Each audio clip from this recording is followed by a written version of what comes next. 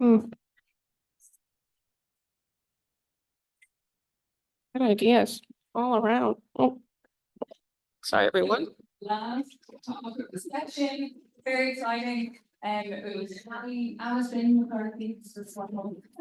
We're not formal. She's going to tell us about the JWST weather report from an isolated world, and specifically talking about the case of Splinter, particularly Thank you. So yeah, like Johanna said, my name is Allie McCarthy. I'm going into my 5th and final year at Boston University. So again, another fun face on the job market in the fall. And I'm going to be talking to you about the weather report from an isolated world, in this case, SIMP 0136. And just so you all know, moving forward, there are a lot of weather reports coming out in the next few months. So be on the lookout for those on the archive and things in the next couple of months, and honestly, probably for years to come. So SIMP 0136 is a planetary mass object, and while it's not the coldest world, it is one of the brightest planetary mass objects in the sky. This makes it an excellent laboratory to study processes that affect all planetary mass objects. And so SIMP 0136 is a T2, and it sits right at the cusp of brown dwarf planetary mass object with a mass of about 13 Jupiter masses. It's also a rapid rotator with a period of about 2.4 hours. And so all of this put together makes SIMP 0136 have a very turbulent and highly variable atmosphere. And so a lot of studies have been done on this object in the past, and these studies tell us a lot about the atmospheric structure of SIMP 0136. And so in 2023, Johanna Voss et al. Completed a retrieval of this object that found patchy four-stripe clouds above an ironclad deck in the atmosphere of this object. And in 2016, Cao et al. Found strong radio emissions from SIMP 0136 in line with auroral features present in the atmosphere of this object. And so these inhomogeneities in the atmosphere of these objects are what drives variability and what is the primary mechanism of variability in these objects. And so as we watch these objects rotate in and out of view, for example, in this video, we see their flux change over time. And so one thing to note here is that this video is for one wavelength. If you were to observe this object or any object in a different wavelength, you would see down to a different depth in the atmosphere.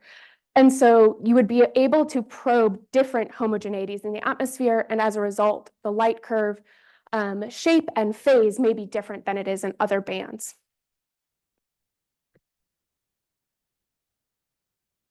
There we go. And so many multi-wavelength studies of this object have been completed due to this fact that the more wavelengths you have, the more information you can get on the atmosphere of this object. Most recently, this was my paper, came out on the archive earlier this year, where we had ground-based observations, photometric observations of this object in J and K band, and we found about a 40-degree phase shift between the two. In 2016, Yang et al. Had a similar result where they had about a 30-degree phase shift between HST J-band and Spitzer observations. And in 2020, Liu et al. Published this result in line with a lack of phase shift between J and H band. And in all cases, the phase shift or lack thereof are attributed to these different bands probing different pressure levels in the atmosphere. And so this contribution function, also from my paper earlier this year, using the Sonora Bobcat models, shows wavelength on the x-axis, pressure on the y, where down is deeper into the atmosphere. And the black dotted lines trace out the region of the atmosphere, so the pressures at which 80% of the flux is emitted. The markers with the other bars show for each band J, H, and K, where that 80th percentile range is, where a majority of the flux is coming from. And so you can see that J and H band are probe similar regions of the atmosphere in line with the lack of phase shift that Liu et al. Saw. However, J and K probe discrete pressure levels, and so it makes sense that they may be probing different inhomogeneity features, and thus there may be a phase shift in their light curve. And so moving on to the data that I'm going to be talking about in this talk is 3 hours of low-res near-spec data, followed by 3 hours of MIRI data. And this program, again, sorry, should have said this, is PI'd by Johanna Voss. And our near-spec data has a 1.8 second cadence, which is absolutely crazy. And our MIRI data has a 19.2 second cadence. And so what that comes out to is almost 6,000 exposures over 3 hours in near spec and almost 600 in MIRI, which is just, it's crazy. And it makes for phenomenal data. We love it here. Way better than ground-based stuff, way easier. And so what we can do is we can look at the change in these spectra over time. And so when we look at the deviation from the median spectra over time, we can see a couple of different things. First off, every wavelength is variable, every single wavelength. The other thing that we can see is that there are some points in which the entire spectrum is in phase and other points when they're out of phase. And so when we take these spectra, these 6,000 exposures of near spec, we can create light curves for every single wavelength that we have the resolution for in near spec. We use Celerite, a Gaussian processes tool, to fit to this data. And this video is going to show us walking through all of the wavelengths from blue all the way to, from bluer wavelengths to redder wavelengths. And you can see that the shape of the light curve is very different from wavelength to wavelength, and it does change as we move towards the redder wavelengths.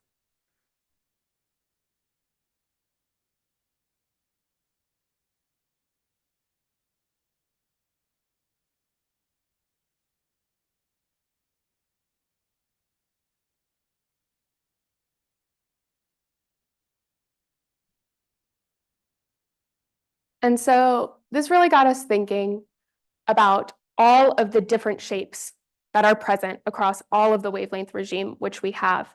And so we decided that if we could cluster all of these different light curves by their shape, we would be able to group the wavelengths at which probe the same inhomogeneities, because then their light curves would be the same shape.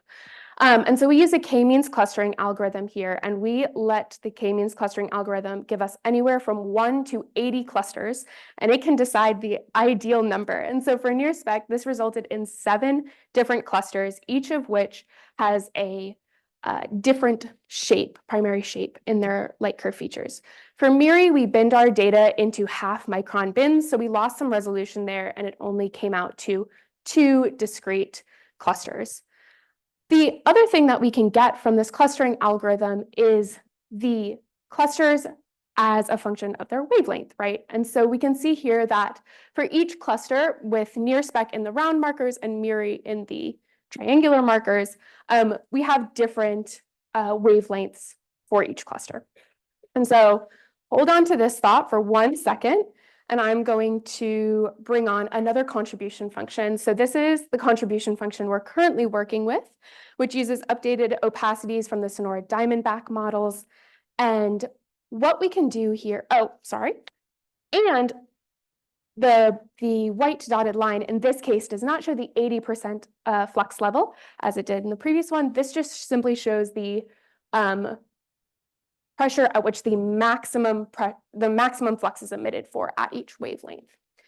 And so what we wanted to do here was take each cluster, take one wavelength in one cluster, compare it to the contribution function, and determine at which pressure the maximum flux is emitted from.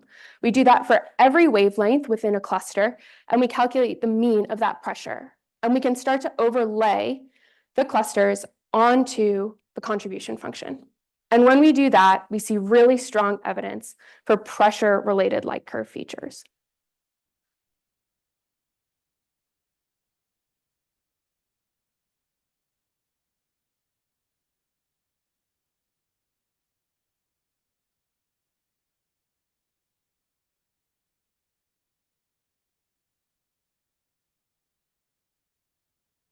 So now we had to think about, okay, we have this great evidence that there are pressure-related light curve features, but what are the inhomogeneities driving these different features for each wavelength? And so, as I mentioned earlier, we have great information from retrievals about these multiple cloud layers. And so the cloud layers we know exist at 1 and 10 bar. And when you compare that to the contribution function, that corresponds to wavelengths from about 1 to 2 those numbers got all messed up. 1 to about 2.2 micron, again from about 4 to 5 micron, and again from about 8.5 to 10 micron. But as I mentioned, we have variability in every single wavelength. So this isn't enough. Patchy clouds aren't enough to explain all of the variability in which we observe. And so we went back and looked at Caroline Morley's 2014 paper, where she injected a hotspot et al., where they injected a hotspot into the upper atmosphere and determined which wavelengths would be most affected by the addition of this hotspot. And so the regions or the wavelengths which are most affected by a hotspot is about 2.2 to 4 micron, and again from about 6 to 8 micron. And finally, as you may have noticed, we have a couple different clusters that all appear to probe similar pressure levels.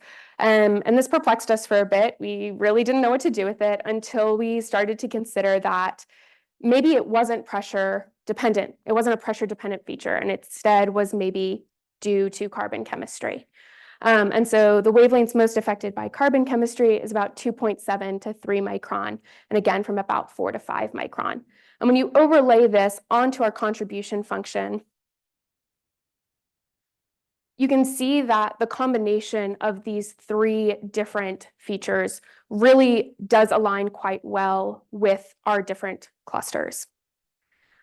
And so we have a lot of other work coming from the JWST weather report here with all of our collaborators listed in our lovely Slack channel here. The green dots mean they're here, so go ask them questions about our lovely project. We have some temporal retrievers and PCA analysis in the works right now. This paper should, fingers crossed, be on the archive in the fall. Personally, I'm interested in looking at the LT transition and trying to determine which of these features are ubiquitous and which are maybe associated with other inherent properties, mass, age, gravity, temperature, etc. And so with that, I'm going to go ahead and put up my very big main conclusion. And thank you all for your time, and I'll take any questions.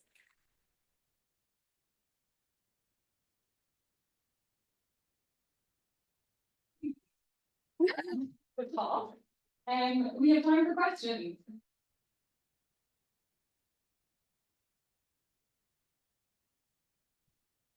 Hi, Allison. Thank you for presenting this amazing data and analysis. Great talk. Yeah, so you mentioned that in talk there's some anti-correlation between some wavelength, and you also mentioned about carbon chemistry and patchy cloud. Right? Are these anti-correlation related to the different chemistry of patchy cloud for the data in the data, or they are not related? They are independent. Wait, what's unrelated? So the question is that what do you know? Do you have an idea about what caused the anti-correlation at different wavelength related to the carbon chemistry of patchy cloud that you see here? Sure. Hold on 1 second. Let me pull up the clusters, and that'll be much easier to see. Okay, so if you can see the clusters here, let me go actually one slide over. So for example, in near spec cluster 1, that top one, and near spec compared to say any of 3, 4, 5, 6, any of those, you'll see that near spec cluster 1, it has a kind of double trough feature, whereas 3, 4, 5, 6 all have this single primary feature. And so because it's being these different wavelengths, these different pressures are being impacted by different features, it's not so much an anti-correlation as it is just two completely separate different features. And so the patchy clouds creating this double peaked feature just happen to be spread out on opposite sides versus this primary feature for the hotspot, which is more continuous, with the exception of that 1.5 hour, that 1 hour there. Does that make sense? Great. Question.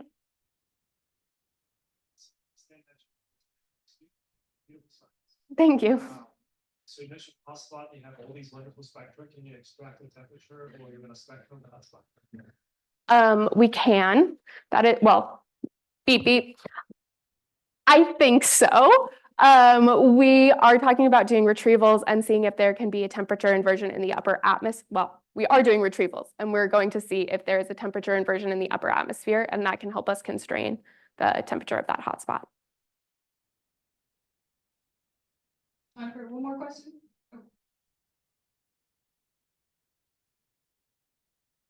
Great talk. Thank you.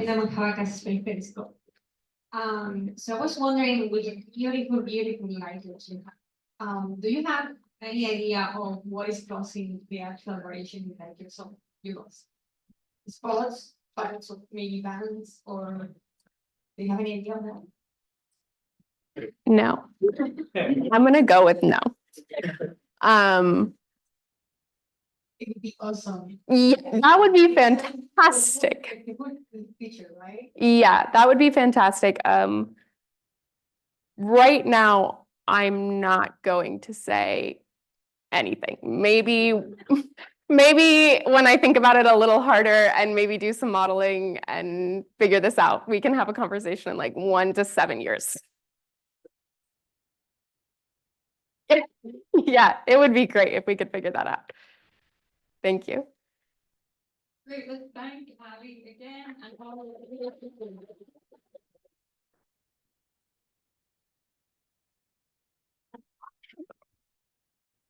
Great, thank you. All right, you hear me? Tick, tick, tick. Adam's gonna bring up a poster pop. Here's what I'd like to have happen. If you put in a poster pop, come down to the front. You know, line up in the order that you're in, and everybody gets 30 seconds. That's all you're getting, because we're gonna have a discussion at the end. It's gonna be awesome. You're gonna love it. Everybody in the audience is gonna love it. There's no reason to dislike it. I'm just gonna bring up, so I remember who's first, who should have done this while I was sitting here, but I didn't. And that's fine. Everybody's lining up, yes.